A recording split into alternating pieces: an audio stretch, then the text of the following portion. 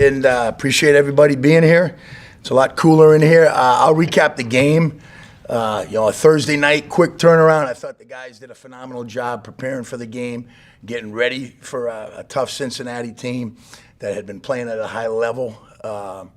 Very familiar with them, being in that division for the last 5 years. But the plan, the guys executed it well. First half, they did a great job. They did a great job. We always want to start the game with a kill, and a kill is 3 drives in a row without a score, not necessarily 3 and outs, but without a score. We had 4. Usually in those situations, you win the game, and our offense was rolling, doing a great job. But we got to play 4 full quarters. That's what it comes down to. There was key situations in the game, a couple of third downs. Unfortunately, we didn't make the plays that were called to be made, and we were in position to do it, and we will do it moving forward. We'll get better at that. It's a growing process, and learning how to win. When things start to unravel a little bit, you gotta nail the coffin right there and make a play. We had a play made, and I'm not going to get into penalties. We had a sack. We had a sack early in the game. We had a sack on the last third down, and unfortunately, hey, I don't get into officials or anything like that. If there was a flag thrown, then there was a penalty. We just got to learn. The biggest thing is penalties, mental errors, and loafs. I learned a long time ago get you beat. And there was a couple critical, our guys are playing hard, but a couple critical situations we got to take care of business, and we will moving forward. With that, I'll open it up to questions. What's happened in the second half, the last 2 games? It feels like the defense is strong first half for 2 weeks in a row. In the second half, the offense has really been able to kind of take control and get in a groove. I think, when you look at the Arizona game, because we looked at it really from the Denver game on, the same thing like you said. Arizona, they came out and we had a pick on the first drive. So we're rolling right there, feeling good. Dewey, Dewey's been catching everything out. He had a near pick the other night. He ran through the ball. Unfortunately, he was out of bounds by half a foot. Had a pick yesterday in practice. But again, I'll go back to the Arizona game as well. They're a good team. They're going to make some plays. But there was a couple, and I said it last week, there's usually 3 to 5 plays, and you don't know when they're coming, where you have a breakdown. That's learning and communicating, making sure we know who's covering who, or rush, making sure the rush is getting there. It takes all 11. And that's what we got to do a better job of. When you do it for a half, you'd like to get it to 3 quarters and then finish it this week with 4 quarters. And that's what we're excited. It's a great opponent coming in. It's a great opponent. I was here before, and it's a smash mouth, knock you back. They're going to tell you where they're running the ball. I got a lot of respect for Coach Vrabel, and they're going to tell you where they're running the ball there. They're going to say, can you stop it?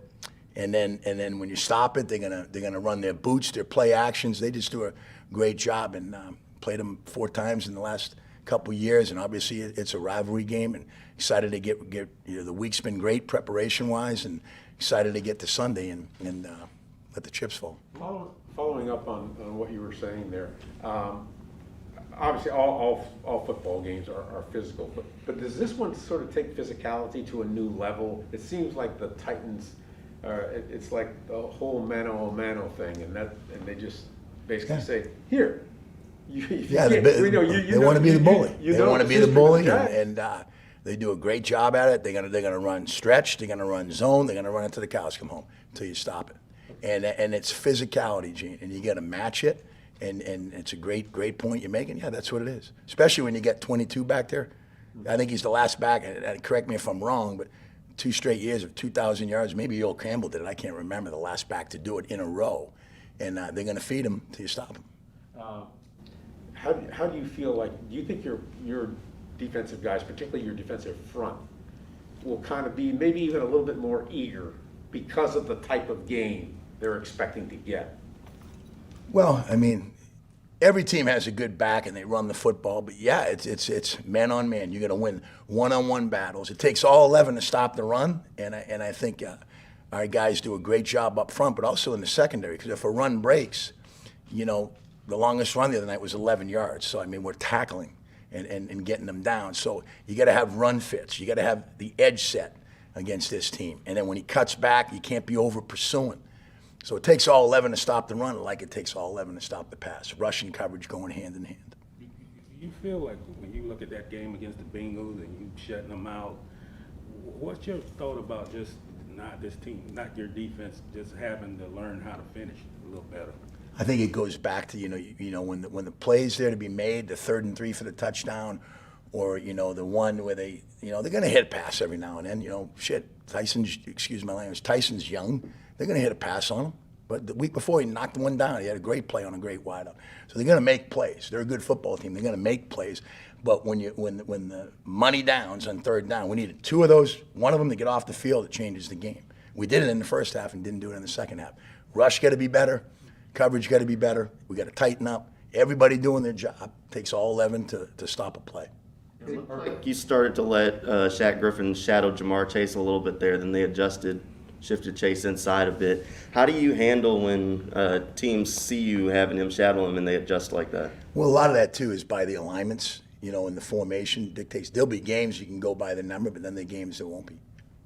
Urban mentioned yesterday mental mistakes on defense as well. You said it again today. Can you expound on that a little bit? Is it guys just pressing a little too much? Well, I think sometimes when it happens everywhere, but sometimes when all of a sudden you're just dominant, under 100 yards, you know, they were going to run the ball down our throat, and they had 2-something to carry at the half, 14 yards. I mean, getting off the field, rushing coverage, working together. I mean, getting them off the spot, getting them moving, and then all of a sudden one or two bad things happen. I got to go make a play. You're going to make the plays you're supposed to make by honing into your key, doing your job, and when you do that and focused on your keys, the plays will come to you, and that's what we got to learn. How was Devon Hamilton looked? It seemed like in Cincinnati he was in the backfield a good bit. He did. He you know, Ham's been doing a great job for what we're asking him to do. He's physical.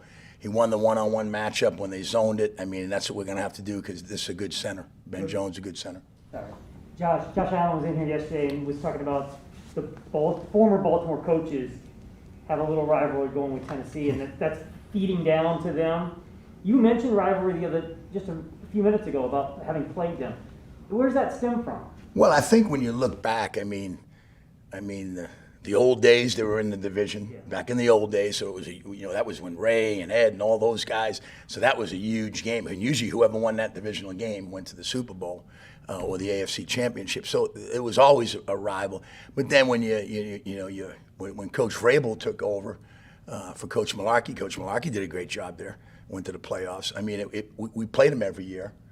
And then we played them 2 years in a row in the playoffs, and we won the first one. They won 2 in a row. We won the last one. So it became a deal of just great football being played, physicality, and usually going down on the wire. And it was just a good, clean, hard football game. And I remember way back when Coach Fisher was there, when I was here before Coach Darrell, it was the same thing.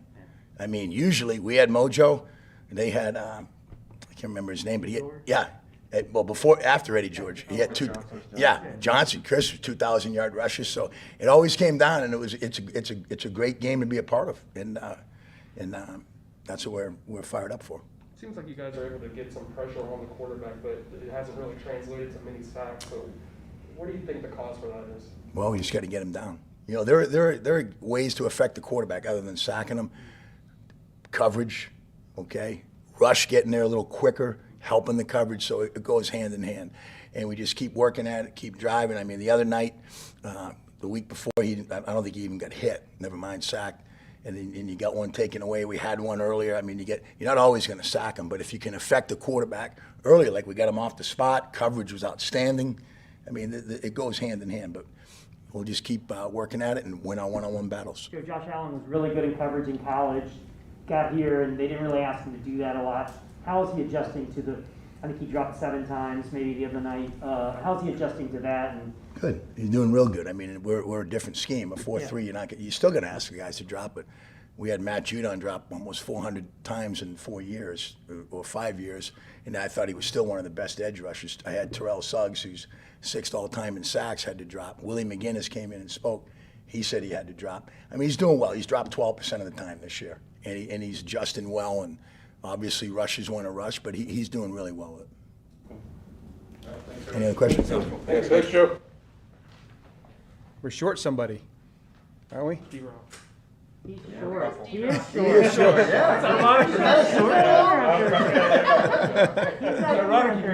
short. He is, yeah, right here. He is standing right there. Yep. There's a hole right there. Okay. All right.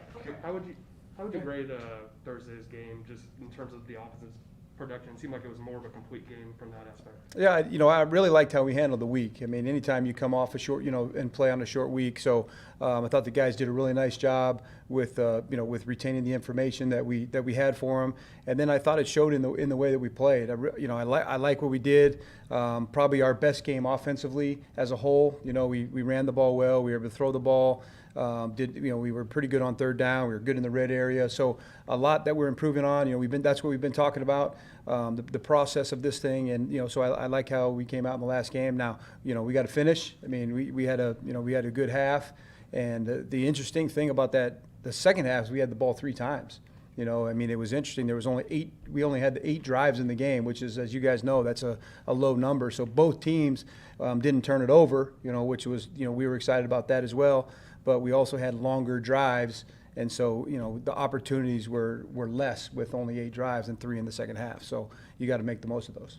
I know Agnew was part of the receiving core before, but looks like you're trying to use him a couple different ways. How much of that piece is kind of still developmental for you? Yeah, it's still developmental. Ag's a young player as the wide receiver position, and again, we've trying to find the best way to implement all these guys. They all have great skill sets, and what's the best way to put their skill sets to use. So we got him a couple touches last week, and he'll be even more involved now that we lost DJ, and trying to get the ball to really all those guys the best way that we can.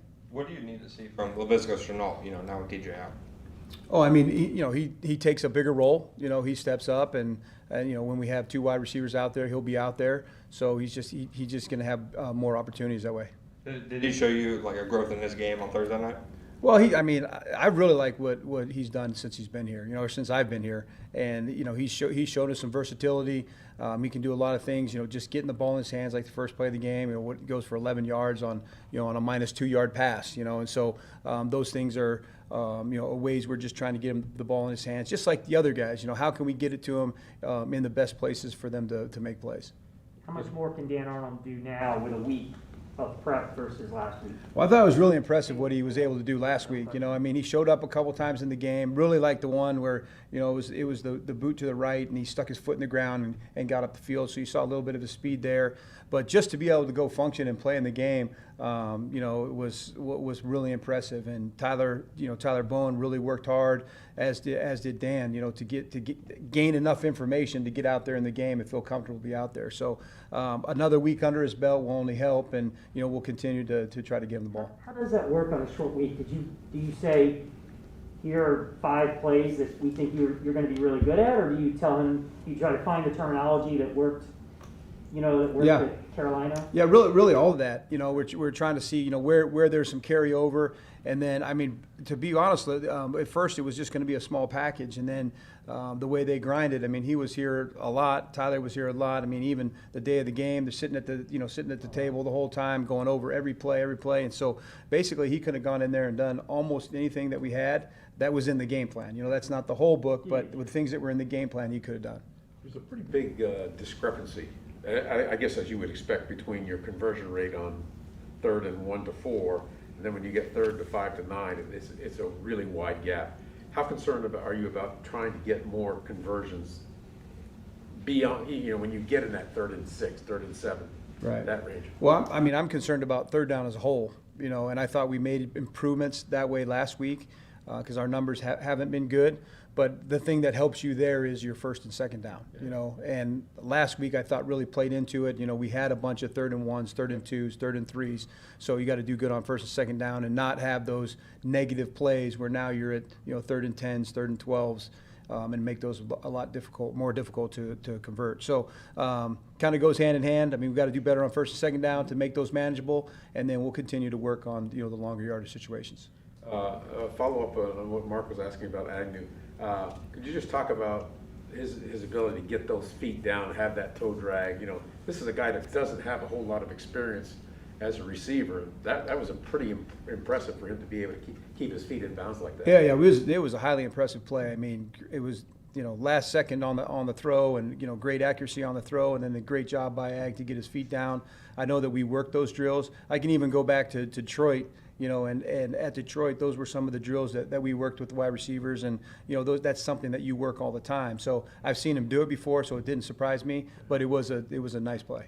What have you seen from James Robinson the last 2 weeks? Seems like he's been on a tear. Yeah, I mean, just keep giving him the ball, and as long as we're blocking for him, we had that conversation in here about when you run the ball and you get positive yards, it's easy to continue to give it to him, and I love what I've seen from him.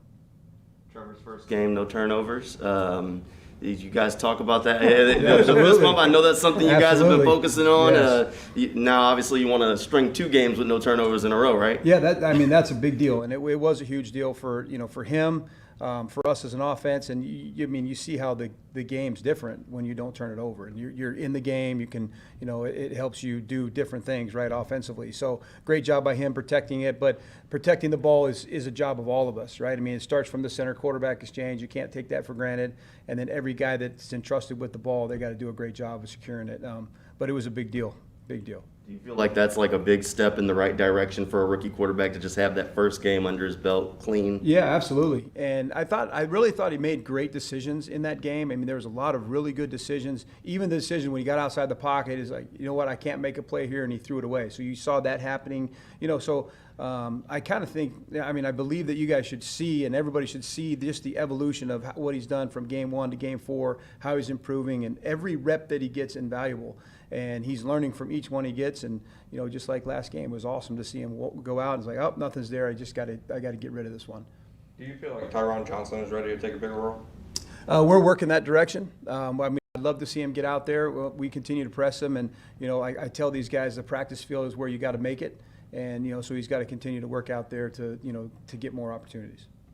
Is that about just him learning the playbook more, or what is it about why he can't get on the field a little bit more than he has been? Yeah, I think the biggest thing is, anytime you get put out there, there's trust factors, and I think trust factors with the coaches and the players, and then players to players as well. And, you need to know that you're going to react the correct way in different situations, and sometimes the different looks that a defense can give to you, the post-snap, pre-snap looks, and it changes. You have to be able to react the right way, and that's still what we're working on. That 4th and 1 call before the halftime. Yeah. Can you take us through? I mean, do you think Trevor made the right decision there? Was that designed to go to James outside? Yeah, I never like to talk scheme, right? But the play was, we really had two opportunities on the play, and it didn't come off the way that we needed to. And so, without getting too deep into it, the way the play played out, Trevor keeping the ball is what he ended up needing to do, the way the play played out. But it could have been different, let's say that. Right? All right, thanks, Coach.